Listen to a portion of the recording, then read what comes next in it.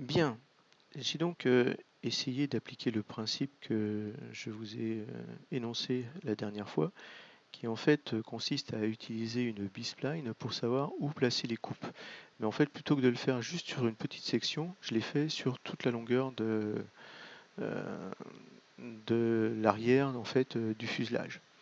En fait, ce que ça m'a permis aussi, c'est de tracer en fait quelque chose par rapport à cette partie-là, en fait, sachant que au-dessus du stabilisateur horizontal, eh ben, ça n'existe pas en fait.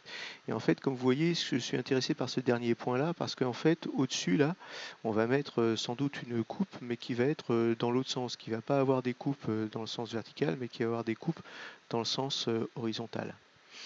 Et donc ça, c'est pas mal parce que ça va me permettre, on va dire, ben, d'avoir des coupes ici, de savoir à quelle hauteur arrêter les coupes, de telle sorte que ça fasse une sorte de courbe naturelle par rapport à ces coupes qui n'existent pas. Et donc ce que j'ai fait, c'est que j'ai donc ramené un certain nombre de coupes qui correspondent à chacun des points de cette baseline, hein, à peu près. Normalement, on n'a pas besoin d'être près au millimètre. Et donc là, vous allez me dire, ben, c'est génial, donc ça veut dire que c'est tout fini. On a tout bien là. Si jamais tu demandes le loft par rapport à tout ça, il y a tout qui va aller bien. Ben, en fait, si jamais on fait ça, vous allez voir que ça va durer un petit peu de temps. Et en fait, on n'a pas véritablement résolu la problématique. Ça va être l'horreur. Et voilà. Alors là, c'est plus les oreilles de dinosaure, c'est vraiment la foire à tout. Donc, quelle est la solution dans ce cas-là? On pense qu'on a tout bien fait, etc. En fait, là, ici, il y a le max de gris qui est là. Et en fait, c'est comme si, en fait, c'est un degré de liberté, en fait, de chacune des B-splines, à mon avis, qu'il va utiliser. Et en fait, si on laisse à 5, eh ben, on va pas y arriver. Le minimum, c'est 2.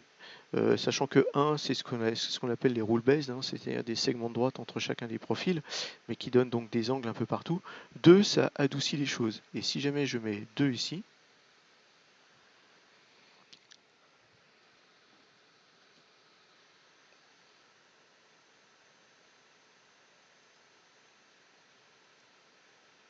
voilà. Donc si jamais je mets 2, eh ben on voit que en fait, d'un point de vue profil, on est pas mal, quoi. C'est-à-dire qu'il a réussi vraiment. On voit qu'il n'y a pas de problématique par rapport à la dorsale. Peut-être un petit peu ici, mais ça c'est encore à voir, hein. Ça suit quand même pas mal par rapport à ce qu'on voulait, quoi. Si jamais on regarde d'au-dessus, ben, c'est pas mal aussi. Alors après, il y a peut-être des choses à régler, mais en fait, on est vraiment aussi au pouillème par rapport à ici, je dirais un dixième de millimètre, ça fait une différence. Et si jamais il y a une différence d'un dixième de millimètre, ben forcément, elle va avoir un impact en fait qui va être très visible sur le profil. Donc là, il va falloir sans doute que j'utilise, on va dire, des aides pour savoir quel est l'endroit où en fait la coupe est la plus large et essayer de vraiment de régler par rapport à ça sur l'endroit où la courbe est le plus large. Donc en fait, l'étape suivante par rapport à tout ça, ben, c'est de refaire un petit peu ce que j'avais fait la première fois que je vous ai montré donc, les B-splines, c'est-à-dire d'utiliser, on va dire, des B-splines qui vont représenter, on va dire, chacun des emplacements des points qui me permettent de définir les coupes, et puis de bien les aligner, etc. Et ça va sans doute éviter un certain nombre de problèmes. Et puis aussi, de toute façon, regarder quel est l'endroit maximum, donc là où le fuselage est le plus large possible, pour pouvoir régler la vue de haut. Donc je vais faire ça et je reviens vers vous quand j'ai fini. Mais donc cette histoire de degrés, c'est vraiment la solution à votre problématique. Le plus on augmente le degré, le plus vraiment, on va dire, euh, la peau va essayer d'être exactement pile poil, on va dire, sur les coupes et forcément, à un moment ou un autre, ça va faire des choses que vous avez vues tout à l'heure qui sont assez horribles. Donc voilà un point d'étape où j'ai tracé, on va dire, toutes les nervures qui passent par les points qui m'ont servi à définir les splines de chacune des coupes. Donc voilà, qu'est-ce qu'on voit? On voit que si jamais on se met de profil, eh bien l'ensemble est assez cohérent, on va dire. Voilà. Alors après, il faut choisir effectivement comment est-ce que ça va se passer par là, puisque effectivement, il faut compenser pour cette espèce de boss qu'on va obtenir là. Et donc là, je pense que c'est un petit peu trop prononcé et que j'essaierai d'aller un petit peu plus droit, on va dire. Si on se met en vue de dessus, eh bien on voit que effectivement dans les parties éloignées, enfin dans les parties où chacune des coupes est éloignée les unes des autres, ben, ça va à peu près. Par contre là, visiblement, il y a quelque chose à faire. Et donc si jamais on pouvait un petit peu faire en sorte que ces points-là soient un petit peu plus, on va dire, moins euh, avec moins de courbes, quoi, moins de virages, et ben, ça faciliterait quand même grandement le fait d'avoir un profil qui va bien. Alors comment est-ce que je fais pour modifier ça? Eh bien pour modifier ça, j'ai deux façons de faire.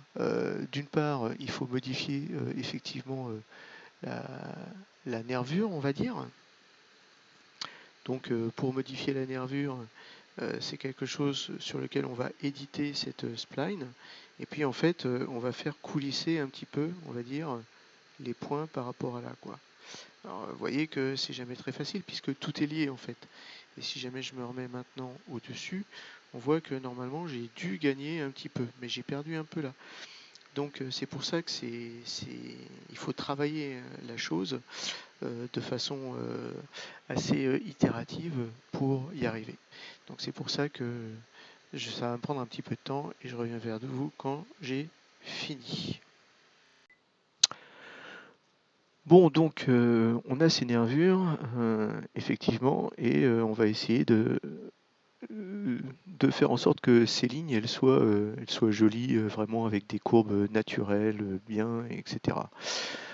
Quand on se place de profil, bon, on peut se dire encore une fois qu'on a réussi, mais quand on se place de dessus, bah, on voit que là, il y a quand même des problématiques. Et puis en fait, même si jamais en fait on se met en face et que l'on regarde en fait la projection en fait en face de nos courbes, eh ben, on voit que c'est un petit peu l'horreur, quoi. Et donc il n'y a pas d'espoir d'y arriver à la main. Donc, qu'est-ce que ça veut dire? Ça veut dire qu'il faut qu'on utilise, on va dire, la feuille de calcul pour en fait avoir une évolution smooth. Et donc, l'évolution la plus smooth, c'est l'évolution linéaire, en fait, de chacune des dimensions des points qu'on utilise pour faire les contraintes de ces courbes-là. Donc, comment est-ce qu'on va faire? Eh ben, d'une part, on va utiliser donc la spreadsheet quelque part à l'intérieur de ce truc-là. On va se créer une nouvelle spreadsheet. Et puis ce qu'on va faire, c'est on va mettre ici les Y de chacune de nos courbes, peut-être ici les hauteurs. Donc là, ça va être les Y cut. Je crois que je ne suis pas la première ligne. Voilà, Y cut. Ça, c'est Z. Z8, donc c'est pas tout à fait l'abscisse en Z, mais ça va être la hauteur, on va dire. Donc ça va nous servir de base. Et puis en fait, pour chacune des coupes, on va mettre le Y là, on va mettre le Z là, et puis petit à petit, on va définir les points. Donc par exemple, voilà, là, ça va être un X.1. Ça va correspondre en fait à, si jamais je regarde ici, la largeur à laquelle on va positionner le premier point. Et puis ensuite, on va mettre la largeur et la hauteur par rapport à la base sur lequel on va mettre le deuxième point, etc. Donc je vais commencer à... Et ensuite, évidemment, on va assigner les profils aux valeurs que l'on va trouver. Et on va trouver, en fait, on va utiliser des formules ici pour avoir des évolutions linéaires des formes. Donc je vais commencer à remplir ça et je reviens vers vous. On s'est donc créé une spreadsheet. Donc pour se créer une spreadsheet, il suffit d'aller dans l'atelier spreadsheet, de se créer une spreadsheet qui va vous donner ce genre de choses. Donc là, vous voyez que pour chacun des cuts, j'ai répertorié, on va dire, son Y et j'ai répertorié sa hauteur, que j'ai forcé d'ailleurs. C'est-à-dire que si jamais je vais par exemple sur C6, on va voir que ici j'ai forcé la hauteur à 32,31, ce qui correspond à ça. Et alors que son Y cut, si jamais je regarde bien par rapport à ça, son Y cut est bien de 92. Ce que j'ai reporté aussi, c'est la largeur du premier point. Donc la largeur du premier point, si jamais je regarde bien ici, j'ai ici 3,56 mm. Et ce que j'ai fait aussi, c'est que j'ai pris pour le G la largeur de ce premier point là aussi, qui est de 0,66 mm. Voilà. Et donc en fait, ce que je fais par rapport à tout ça, c'est que entre cette première largeur et cette dernière largeur, eh bien, je fais une formule qui correspond à une formule de linéaire par rapport à, on va dire, son Y cut. Et ce que je vais faire, c'est que je vais reporter chacune de ces valeurs-là sur la bonne dimension. Donc comment est-ce que ça se fait ça? Eh ben, on va aller directement par exemple pour regarder sur D1. Voilà, cut D1. Donc je me rappelle, hein, D1 c'est la valeur qui est en D3. Voilà. Et donc en D1, ce qu'on va faire, c'est... Pourquoi il ne veut pas me redonner la valeur là? Parce qu'il est en train de recalculer des choses.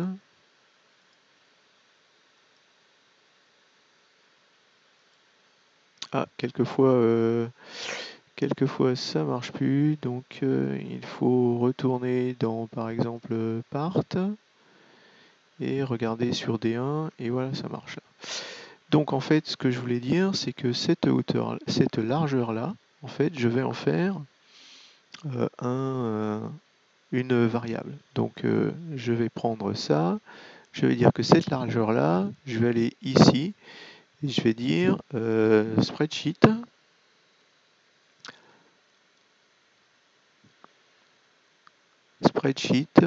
fois j'ai dit D3. Voilà, et ça c'est 3,56, ok. Et donc, bah voilà, là on est bon. Et par contre, on va commencer à faire les autres. C'est-à-dire que une fois que j'ai fait D1, j'ai D2 à faire.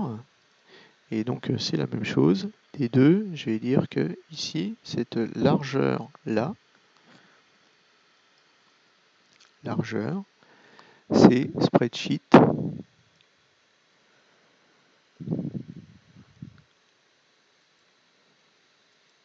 fois D4.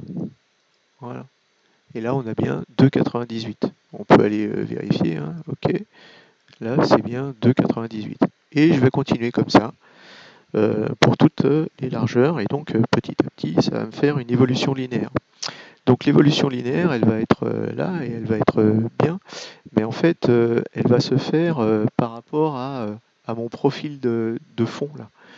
Qui est en bas. Donc ça va être linéaire, mais quand même incurvé. C'est-à-dire qu'elle est linéaire par rapport à cette courbe de courbure de bas de panier, on va dire.